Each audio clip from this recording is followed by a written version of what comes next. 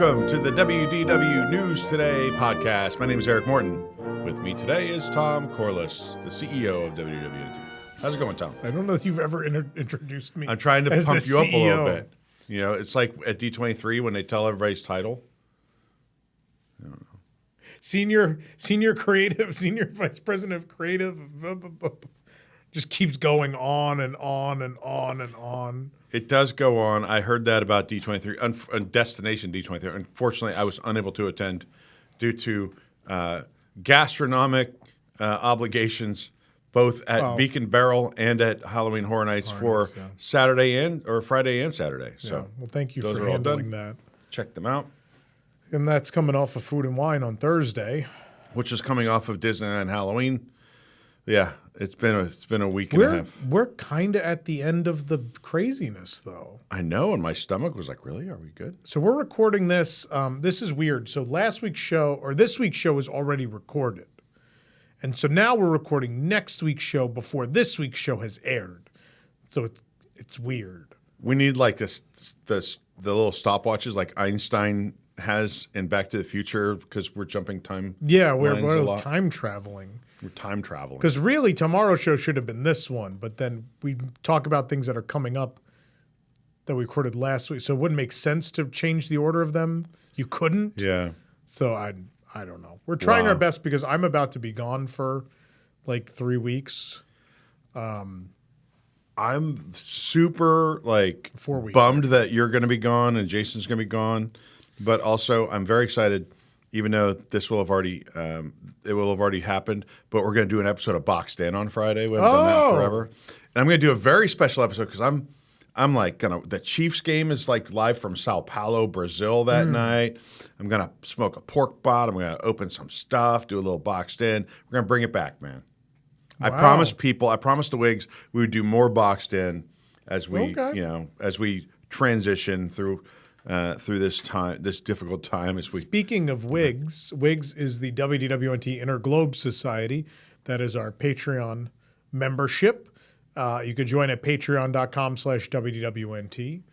And you get all sorts of exclusive benefits. You get merchandise discounts. You get to watch at $7 and up. You watch us record these live when we record them. Special Discord. There is the Discord. They're in there right now. Hello. Ashley B says hi. Yeah. Letitia says hi. Fat Tested Travel says hi. Jason was just here like 10 minutes ago. Yeah. He went home. He can't get enough of us. He's now home watching us again. We're giving tours. There is an event today. Today, for many of you, is a holiday and a day off. Never a day off here at WWNT. We've been giving tours nonstop all day. Tom recorded the news live in front of people. Tonight we have Imagineers. And we managed to launch our newest crazy idea today. Do you want to show them the commercial, Roll Katie? the video. Roll the video.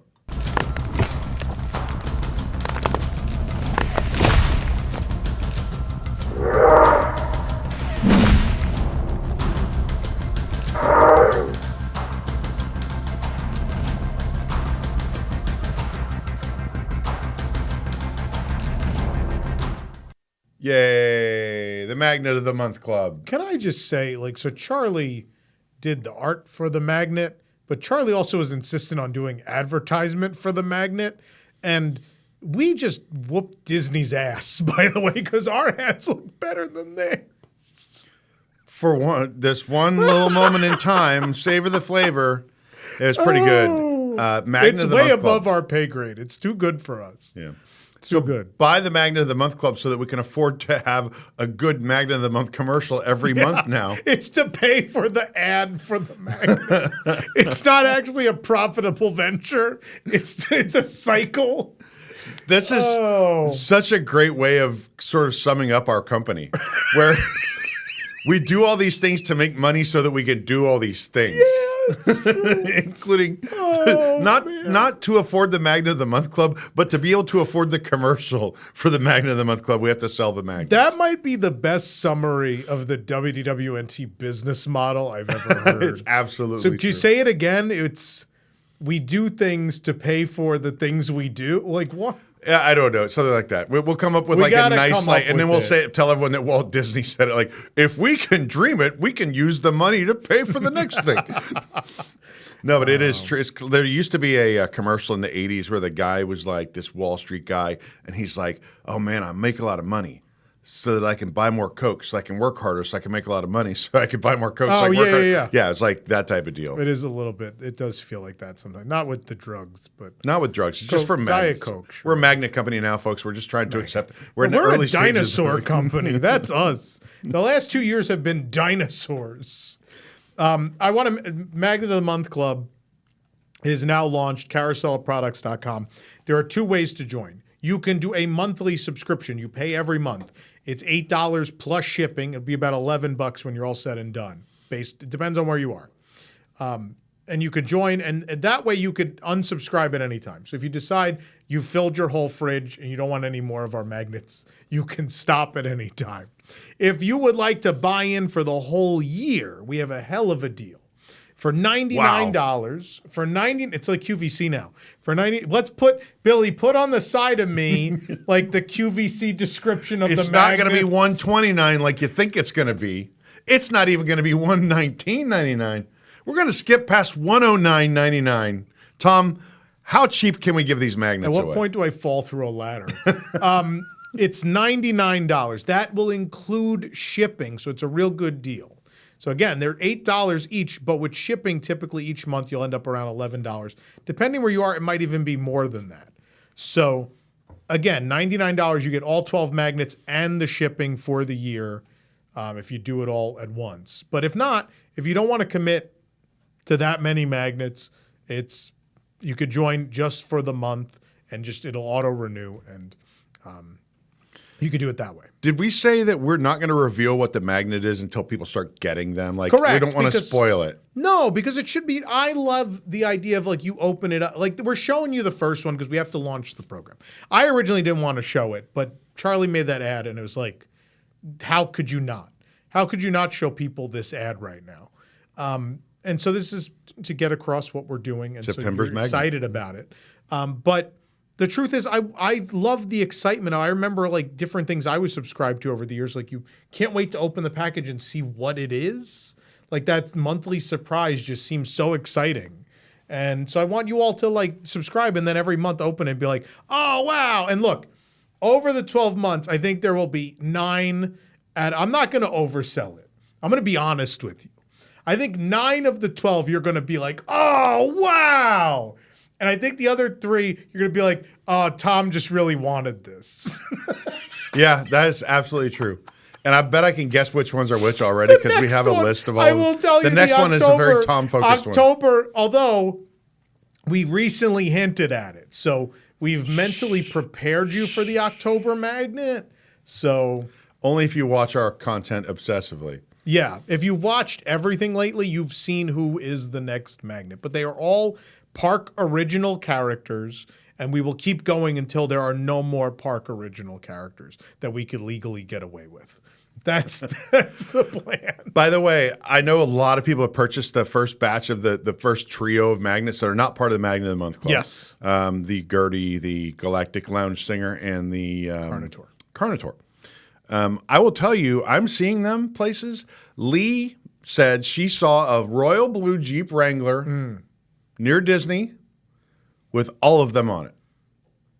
Who were you? I want tell us in the seen comments one in if the that's wild. you, loud and proud with your WDW magnets. I want to love see it. one in the wild. You know what I saw in the wild, though? I saw a different one of our magnets. Oh, I see those. I saw Orange Garage. Oh, I've of seen all that. things I've recently. seen that. I was Yeah. like, oh, wow. I mean, not in our parking lot, like out at Disney World. No, I saw one on World Drive with that one time, and they also Oh. the other side had like a Taylor Swift related sticker. So I don't know if it's the same vehicle that we saw or That not. might have been Rosanna then. It could be. Look, before we get going, as you all know, if you watch the podcast a lot, we like to eat weird snacks, and our good friend Jason gave us a trio of snacks to try. These are all freeze dried. Was this Skittles. Jason Vaughn? Yep. Oh, okay. He's in the chat. Yeah. I don't tell people's last names unless they tell me I can. Oh. He's like somewhat like social media famous. I think it's okay. There you go. Here's your wild berry candies. If he wants us to edit that out, he can tell us. All right, so yeah, these are freeze-dried sour wild berry candies. So these they're Skittles, right? They're all different variety of Skittles, but freeze-dried. Yeah, these are all like freeze-dried Skittles. So these are the wild berry Skittles. We can say it. Whoever packages could not, but we could say it.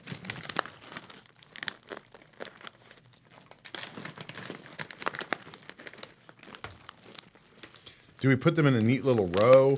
Do we have to try each flavor of each batch? I don't know how this works. Those are so sour. If these are wild berry. The wild berry ones are super sour. Maybe the sugar coating on these is a little too much. I've had freeze-dried Skittles and I love them. Holy crap. So sour. I like them, but they're very sour. This is after I'm on the end of a streak of just eating everything that I see. Okay, the next batch. After eating the Muscle Man slop, do the Muscle Man dance. Muscle Man slop. Can I talk about? I know we don't have a ton of time. Just do it. You told me you thought it was going to be. I would like it. I did like it. Even Jill liked it. This but is it's Horror weird. Nights food, by the way. Super weird, right? It's literally a sloppy Joe with jalapeno bacon on it, pickle flavored potato chips in there, and then the bun is a chocolate almond bun. None of these sound good together. And I saw someone who, as far as I know, her content is primarily or only eating food in theme parks, and she ranked it as one of her worst Halloween Horror Nights foods. I don't think it was even close to where. I think it was much closer to the top than it was to the bottom. I loved it. Someone else though said that they really liked that Five Nights at Freddy's pizza, which was god awful. The spaghetti pizza. Yeah, the spaghetti pizza, which was just terrible. Even better. So like the Muscle Man slop is really unique and very good. Also, like I'm a big WWE fan. For those that don't know, Bray Wyatt, Firefly Funhouse is the theme of the booth, and that is like my favorite non-wrestling segment they've ever done in that company. And so there's that. There's the Muscle Man slop, but then also one of the best desserts I've ever had in a theme park is that deep fried carrot cake. Deep fried carrot cake. Insane. I don't want to Ramblin' spoil it. Rabbits. I think the review should be out any moment now. It'll certainly be out by the time this airs. Yeah. But we loved the deep fried carrot cake. We liked the Muscle Man slop. It's good. All the Fallout foods were great. We thought the Fallout drinks were not good, but we thought that the food, the Radaway bag, yeah, not good. So anyway, we started with the freeze dried sour wild berry candies. The fruit punch I like are a little these weird. fruit punch ones a little They're bit better. better, but I don't know. And then these are sour watermelon. Sour watermelons next. Trying to get a mix. Sorry for the crunching. So are they just regular Skittles? Are they special varieties of Skittles? Or are they trying to play they with take the the flavor? like wild berry Skittles and the regular flavor. Is watermelon a type of Skittle bag you could buy? I'm sure right in the camera. Screw it. Or in the mic. No. Oh, Skittles no. are sour mix, way too sour. so they're custom. So They are custom. All right. definitely my favorite is the fruit punch. I will say, These are like the ones they give you. I for didn't Figment. like a second and a half into the watermelon ones, but the back, like the taste after, is really good. Try one more.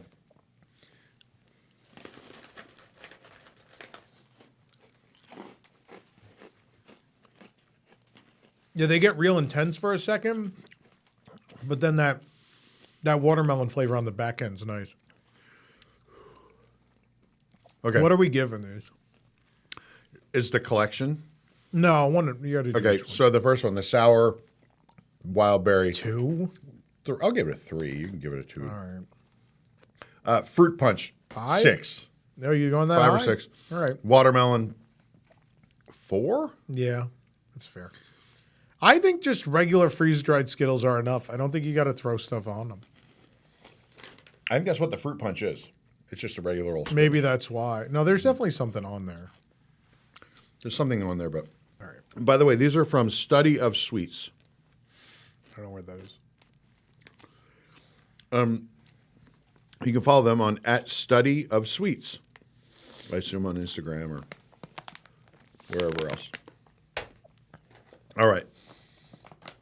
Now that the sugar coma is imminent, our topic this week is the D23 announcements. The Destination D23 announcements. Here, I just want to talk about Destination D23. So, like when Destination D started, the original name, many years ago, the first one in 2011, it was themed to the 40th anniversary of Disney World. It was incredible.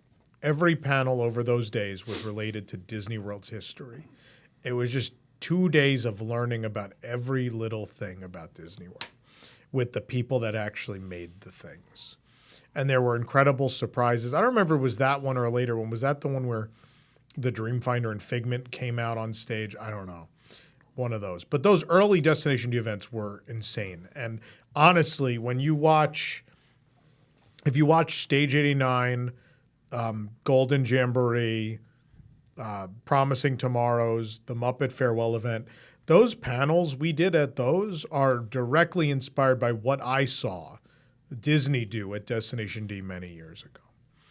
Destination D23 has evolved in a way where it's kind of a mini expo. It's not purely park focused, and I don't know that that works very well. Now, clearly, look, 4,000 people bought tickets. Some large amount of those people bought to collect or resell pins. That needs to be stated. But people seem to like, if you went to Destination D23, please let me know in the comments of this video how you felt about it. Maybe I'm off base, but I kind of think D23 to an extent has lost the thread. There were a couple of highlights. There was a panel about 2000s Disney animated films where they had the directors of, or at least people heavily involved in Tarzan, Atlantis, Treasure Planet, and Brother Bear.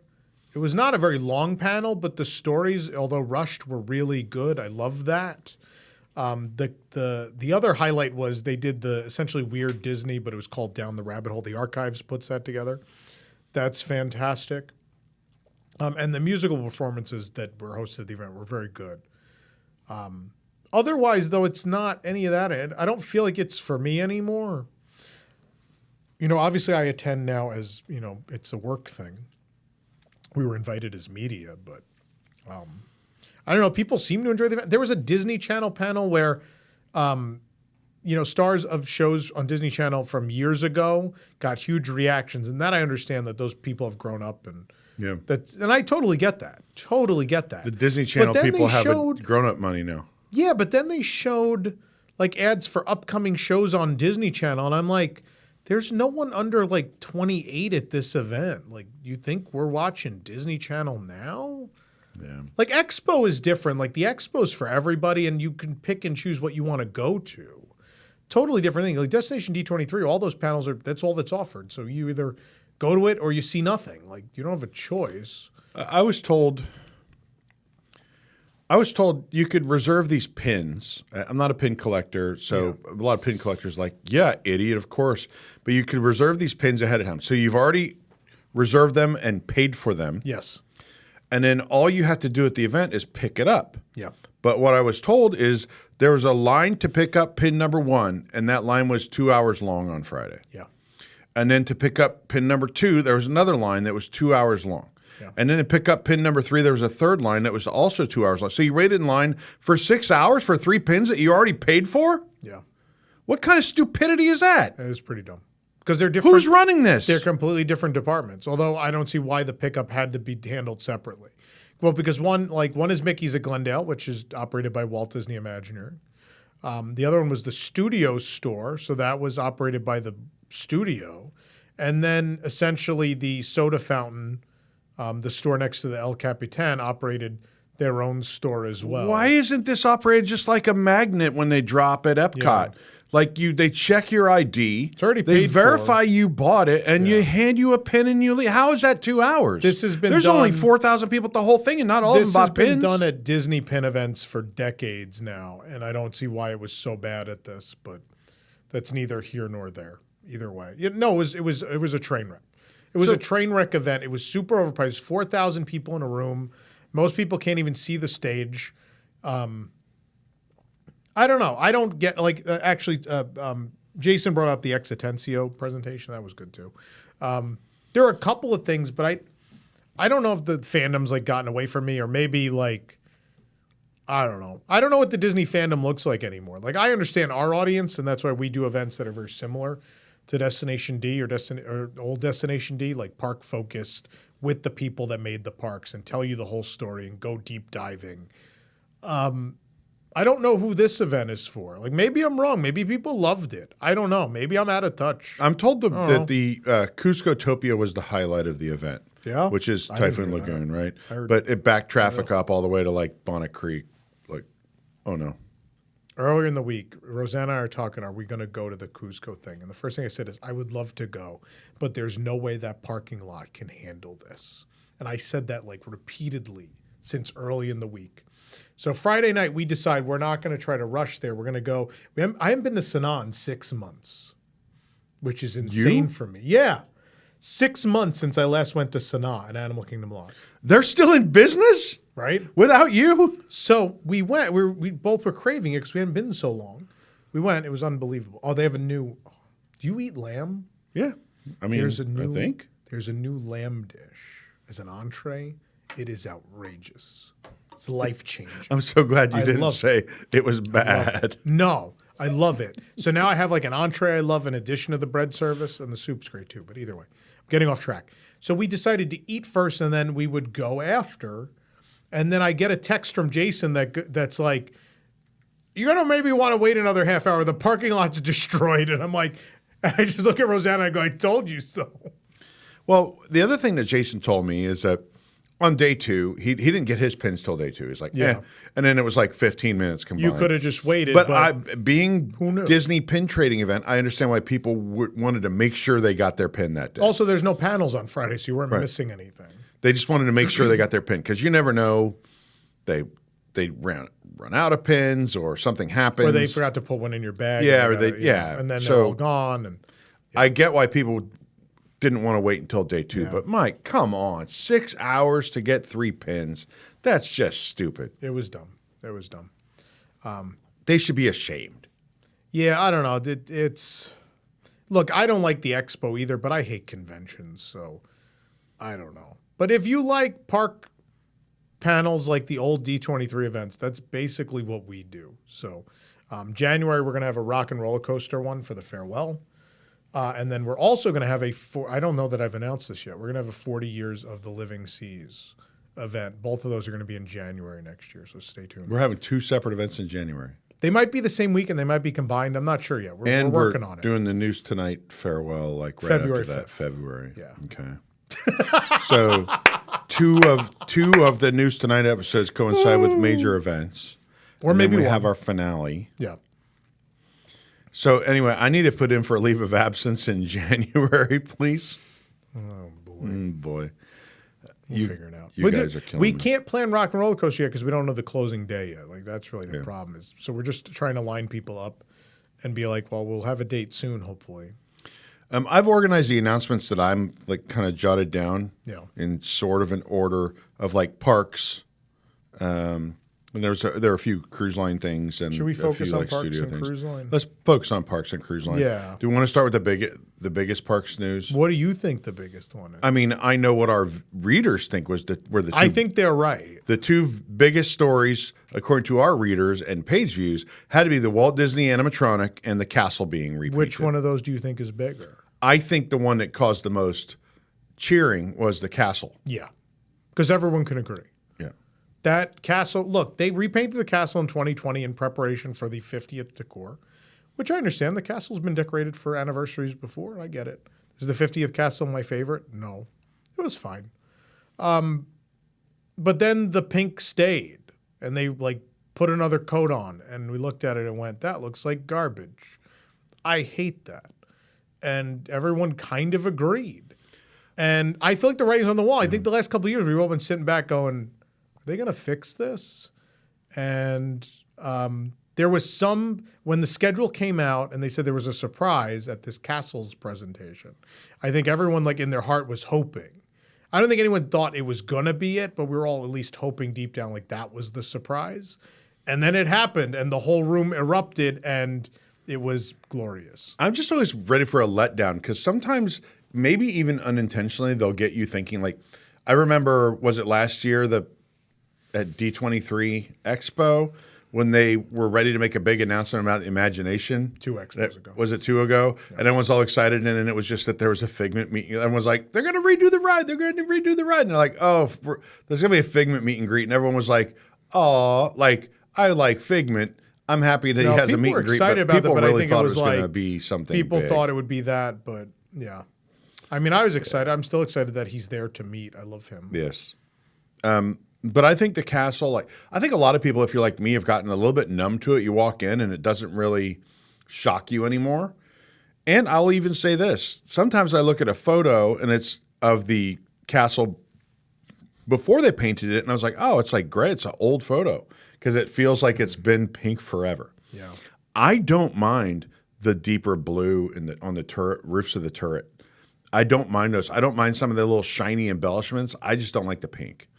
And so they say classic colors. They kind of gave the concept art doesn't make it clear that it's going to be exactly the way it used to be. No, but at least enough so. I think it'll be enough. So, like, if they would have said we're bringing back the castle dream lights, that room would have exploded. But I think the next best thing was we're going to paint it back to something more closely resembling the original castle. Here, this is really wishful thinking. Next year is the 55th anniversary of Walt Disney World. It's not a major anniversary. Like 50 is a major anniversary, but let's be honest. The 50th anniversary was botched. What should have been the celebration of a lifetime for Walt Disney World was not good. So here's the thing. 55 years next year, you're going to restore the castle to its original colors. You're going to do this Carousel of Progress thing we're going to talk about in a minute. You've got some cool things that definitely feel anniversary-ish going on. Maybe you want to add a float or two to Starlight. Like, they have an opportunity to put on an event that maybe... Or get rid of one or two of them, too. Wow. Maybe in marketing isn't going to be as big as the 50th, but could, like, to the fans, to their most passionate consumers, be an anniversary event that everyone would feel good about. I don't believe Disney World's going to market their 55th. I think there'll be merchandise. There's always merchandise. But I don't think they're going to market it. I kind of wish they would because I think they have good things that could make that deadline that would feel better than the 50th did. And I kind of hope they lean into that. I don't really remember what Disneyland did for their 55th. Nothing. Nothing? They did nothing. Just merch? Merchandise, yeah. Almost nothing. Yeah, I guess we'll see what they do. I mean, it is an opportunity to sort of hit the reset button. Who knows? By the time that anniversary rolls around, we might have a new executive team identified and announced. If they're not already operating, they will probably be, waiting in the wings and publicly known. And so, because I think Bob Iger should be stepping down by then. We'll know by then, yeah. So for sure. I think it's going to be they might make a big deal. Somebody might want to say, I'm going to make a splash. I'm going to come in with a splash. So fingers crossed, knock on wood. They kind of owe it to us. I feel like there needs to be a makeup on the 50th, yeah. And there's super easy switches you could flip. You could bring wishes back with projection mapping for like a limited time. Yeah. You could do on the animation building thing at Studios. Leans in the history of that park. That feels like an anniversary thing. I'm still a little surprised that they didn't hold on to the animation thing until Destination D23, but I think the permits. What we had heard was the permits were going to be live, and people would have figured it out. So they wanted to control the announcement. Which, look, if that's my company, I agree with. Like, I will tell you the reason I'm sitting here right now, and I'm sure the people in Disney PR who listen to this podcast will agree. Part of the reason I'm sitting here right now is for the longest time they sat on their announcements and things trickled down the grapevine, and we posted about things early. There was a period of time where Disney could not make a park announcement that I had already not posted on the website. We don't operate that way anymore, and we haven't for a long time. But, I think if I'm them and I have that PTSD of an era where the fan sites blew all my announcements, I would probably want to be ahead of us. I get it. Yeah. They don't play that game anymore. The entirety of Destination D23, the second someone started talking about something on stage, the Parks blog post went up. Yeah. They learned. They figured it out. They know what they're doing. Well, I don't know. I'm ready for the castle to go back. I do think it looks less bad now than I did when the 50th castle first was painted. Yeah. But it does look like a toy. Yeah. And I think when they make it back to sort of a more classic color scheme, it's going to look more like a castle again. I think right now the castle, I could say there are elements of it that I don't dislike. The pink isn't one of those elements, but I feel like it looks like a toy and it's going to look like a castle again. So, but it got to the point the last several years when I would go to Japan, I would like their castles painted a little different than ours was originally. But it gets to the point where like I go there and I like, it's like I'm home because that's the castle I grew up with. I'm like, oh, it looks like my castle again. yeah. And I'm glad at home where the castle actually was born, it will look like itself again. That makes me very happy. Also, every time I see Cinderella, the castle's like a few different colors. Sometimes it's white. Sometimes the castle, if you bought the figure that they sold back around the shortly before the 50th, was blue. Mm-hmm. Sometimes it's light blue. Sometimes like the animation of the day, that castle was a lot of different colors. So it's open to a lot of interpretations. I think the Disney World original is what they're telling us. It's going to be. So yeah. All right, we're excited about that. Next up, the Walt Disney animatronic scene is going to be added to the Carousel of Progress. You want to get into that? Yeah, and they also alluded to the fact that there will be changes with the family. So John and Sarah. Grandma died. Sorry. Your That's progress for you. resident flying ace is now your resident lying face up. Wow. All right. So basically what they've said is Walt Disney is the animatronic you've seen in Walt Disney A Magical Life will come to Florida, but it will open the Carousel of Progress. So where you enter the theater now and the cog appears to talk to you, instead Walt Disney will be there to introduce the show. And he will be very much of that time, the mid-'60s. It'll be Walt in the midst of the World's Fair and looking towards Epcot. And it'll be perfect. And that'll be a wonderful connection of him to his Florida project. I think that's great. What I'm concerned about is the regular show. Because obviously, Gene Shepard passed away. Gene Shepard, since 1993, has been the Carousel of Progress father. Like, that, that voice from A Christmas Story, but for us, it's Carousel of Progress. He's been the dad. And with him gone, obviously they have to record new audio. It's going to be jarring to lose him. He is, for me, and I think for so many Disney fans, he is the dad in Carousel of Progress, even though there were people before him. But also, like, again, the grandfather is the original narrator. So I just think, like, if that's the scene they're going, that's going to be a very short look at Walt because that doesn't last very long. They're loading in. Yeah. You have to load in. They have to tell everybody to sit down and shut up and everything else. And then that Gene Shepard like intro does not last very long. It's a little awkward too. I'm uncomfortable when they say things like, and he was American as anyone could possibly be, as if it's not possible to be more American than like this guy when there's other people who have like, I don't know. There's a lot of patriotic people who have existed. It wasn't just Walt Disney. I'm sure he would be embarrassed to hear people say things like that about him. So, well, if he's embarrassed by that, he's going to love his animatronic. He's going to love the animatronic, right? So, I'm so excited about this intro, and I'm so worried about the regular show because we got 30 years. We weren't supposed to live with any version of Carousel of Progress for 30 years. We fell in love with a really great version of Carousel of Progress. I think, in fact, the best version of it that existed of the 4 versions. It is indelible. There are lines of it. I think the Country Bear Jamboree, musical jamboree approach is what has to happen here. You have to identify what are the lines people can't live without. You also need to, whoever was the casting director on Country Bears should be in charge of this. Because I feel like, look, do the voices in Country Bears now match what they were before? No. But they still feel right. And so that's what's so important to get correct is those characters have to feel like they're those characters still. I think like there's just not enough time to do that. If it's just the intro, I mean, put him in the finale. Give him Grandma's role. Walt is the resident flying ace. Check it out, Uncle Walt. And he's like, wow, I'm really in a ship. What the hell is this technology? I think I would rather him almost be in a scene. So like than, Walt Disney, the scene is how about the scene is they unfreeze Walt Disney? What? That's Look at the this finale scene, and it's like you get to see the first 5 minutes of him unfrozen, which might be super weird. They're trying to introduce him to technology. He's still trying to get over like being alive again. He's like, wait, I don't have a car phone, and I'm the most famous person in the world, Trish.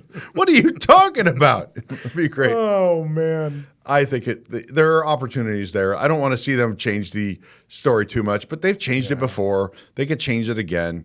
I just think that is a really short amount of time to see the Walt animatronic if it's just that window of load in before the first start rotation. Before you even get in. Right. He's going to be like, come on, everybody. Move down all the way down. He gives the safety instructions. They found audio of him filling a theater. You never know. I don't know. But I think that's obviously I'm the excited. other big announcement. I love, again, a little bit of a connection to him at Walt Disney World, which we so sorely need. I love that. I'm just worried. And I'm not worried that they are not going to try or not going to care. I'm sure the people working on it care. My problem is that even if you care a whole lot, that is a real tough task to update that show, especially in such a pessimistic time. A show that has to be optimistic about what our technology today is and what it's about to be is really difficult. It might have been better to put him somehow in the Hall of Presidents, introducing. They could probably stand to redo the Hall of Presidents a little bit and have him introduce the presidents or something like that. I think the Carousel of Progress route should have been restoring the end scene to the 60s and just looking at it as a historical piece. I think that was the smart way to go. Maybe that's the way they are going. Maybe we're misreading that. We'll have to wait and see. Wait and see. All right, next up we have World of Frozen at Disneyland Paris. Spring. Yeah. You So excited? Disney Adventure World, Adventure Way, and World of Frozen will open in the spring. Yeah, I mean, I liked it in Hong Kong. I'm ready for this park to be semi-complete, and then we're just going to have to stare at that Lion King construction for a couple of years. Is it going to be a couple more years? Lion King, they just started. Yeah. And also a couple of years. Apparently, it's going to take them 2 years to build the up swing ride. You know why? Because the world's largest lug nut is missing. They'll need it to hold that ride. Just across the park. It's on Cars Road Trip. Oh, man, I get to see that in a couple weeks. Cars Road Trip. Yeah, so those of you wondering how long is Tom going to be gone, I don't know. You're going to have to deal with me for several weeks hosting the news, though. So strap in. Yeah. But we are going to pre-record this podcast, and we have a really fun idea. I'm not going to give it away yet, but next week you'll see what it is. Also, Villains Land, we learned it's going to be Art Nouveau from the 1800s. Love it. So that sounds promising. You should really go read that whole description. We're really simplifying it. But the whole idea is the villains' characters in their animation style are kind of wispy, a little floaty, and so Art Nouveau is a little bit like that. And so the idea is that Art Nouveau, those flowy elements can turn into branches and into rock work, and I think it'll be really cool. I think it'll be a little bit like Fantasy Springs. I'm assuming you'll see like architecture become rock work and become villain faces like carved in stone, and I think it's going to be a little bit of that. Look, we're still a long ways away. I know people were disappointed we didn't hear more, but I think we're too far away. There's a lot of work to still be done. Okay, they also announced Disneyland Handcrafted. It's like a documentary on Disney Plus. That'll be pretty cool, I think. Leslie Iwerks is the director. We're supposedly going to the premiere of this at some point. I don't know when it is this year, but late this year it's going to premiere on Disney Plus. But never before seen footage of the construction of Disneyland. Yeah, it's pretty cool. They found footage no one's ever seen. It's going to be a tearjerker. Get your tissues ready. Tron Ares overlay of Tron Light Cycle Run. 9-inch nails at the Magic Kingdom. Trent Reznor, here we go. I mean, you got Fall Out Boy at Disneyland. I think it's going to be great. Yeah. I think this is tremendous, and this is what this ride was built for, to promote this movie. Light cycles look good in blue. They're sure as hell going to look good in red. Yeah. You know? No problem there. I'm excited. When is that? About Do we know? September 15th, I think. Like this September 15th? Yeah. It's a couple days away. Just got to change some light colors, I guess. Yeah, that's it. Music and light. Yeah, it's not hard, I guess. Yeah, it'll be cool, though. I think. What about Team Green? You still have the Team Green on the way out? Enterprise. You know, it was wild. They showed us a clip of Tron Ares at Destination D23, which it looks fantastic. Number one coolest thing, they dropped this and no one responded. But they announced that in the movie they built physical light cycles for the first time ever for the movie film. Oh, cool. And so the scene they showed us is the physical light cycles on a pursuit. And you could tell they're not CGI. It is the most badass thing I've ever seen. But also what threw me off a bit, at one point they go down a street where they pass an Enterprise rental car. Of course. And I was like, oh, I guess the sponsorship of the ride somehow also translates into the movie. So Enterprise gets ad placement in Tron Ares. I keep hearing about how bad this new War of the Worlds movie is, but it's just constant Amazon placement. It's like so much like really? overt like advertising for Amazon in there. That's ridiculous. All right. The main final things I have on parks is Hong Kong Disneyland, the Moana restaurant, an uninvited villains takeover party. Yes, that's just their villain. That's just their Halloween stuff this year, which sounds cool. But Tahitian, or was it Tangaroa Terrace, I think is the name of the restaurant. Or maybe Yes, it is Tangaroa Terrace. One of the two. Do you have it written there? No, but I'm placing. But I think I forget what the one at Hong Kong was. Yeah. So that was closed. I never got to eat there. I think their food moved to the. If you watch the Hong Kong vlogs on the TV channel that are out, I ate at the restaurant that's open while that restaurant is closed, and I had the spiciest, most delicious counter service meal ever at Riverview. I think Riverview is the name of the restaurant. This makes me sad because it was kind of a tiki room themed. It had all the gods from outside the tiki room in the garden while you eat. And so I'm kind of sad it's gone, and now it's going to be a Moana restaurant, which makes sense for the audience. I get it. I understand. I'm not excited about it, but I get it. Cruise line. It was Tahitian. Tahitian, I'm sorry. So at Hong Kong Disneyland, it was Tahitian. It's confusing because Tangaroa is Disneyland. Disneyland had a Tahitian terrace. Disneyland has a Tangaroa terrace now. Right. Like Tangaroa terrace was also, I believe, the counter service at the Polynesian back in the day. Yeah. So there's been a lot of those. All right, we move on to cruise line. They just gave some updates on the bars. I think the biggest thing we saw was the levitating drink that's going to be served at the Doctor Strange Sanctum bar. For those that don't know, they started working on that idea for Oga's Cantina for Galaxy's Edge, and it didn't make it. And so this is it finally seeing the light of day. So you're not going to get the floating coaster. No, I don't think that's no not way. what you're going to drink off of. They're going to pour your drink on the levitating coaster. Then when they put it down for you, apparently you'll put your fingers on it and it'll look like electricity is going through the drink. Get the Palpatine my drink. Yeah, kind of. Stir it up. Some of it has settled on the bottom. It is you who is mistaken about a great many things. Shoot the drink. I'm afraid this ship will be quite operational. Fire like Mace Windu, you launch the glass out the porthole. Those are all the things I have Cask and scribbled down. cannon, man. Well, okay, How I didn't cool see is the that cask and shareable- cannon thing. That shareable rum drink they're going to smoke in a treasure chest. Oh yeah, I did see that. It's like I thought it was 2 drinks. It's 2, yeah. It's for 2 people. You get two glasses of delicious rum, smoked. In a smoky. Yeah. That's good for us because there's 2 of us and we got to review these drinks, right? And an entirely reworked menu at the Haunted Mansion Parlor. Oh, we damn. get to review the whole thing all over again. If you tell me Are that you there's excited? a new menu at Worlds of Marvel, I'm walking out right now and you'll never see me again. I'm sure there is. I did send you all my cruise stuff today, but didn't you say today or tomorrow's the deadline? It's today. Yeah, I got to do that. yeah. I got to do that. Like now. Speaking of now is the time. Now is the best time for us to wrap up this episode of the WDW News Today podcast. Yeah. We appreciate your support at carouselofproducts.com. And of course, if you want to be a WIGS member, go to patreon.com/WDWNT and read our stories on the website, please. That helps a lot. That helps more than anything, probably. Like, share, subscribe, and we'll see you next time on the WDW News Today podcast. We'll see you real soon.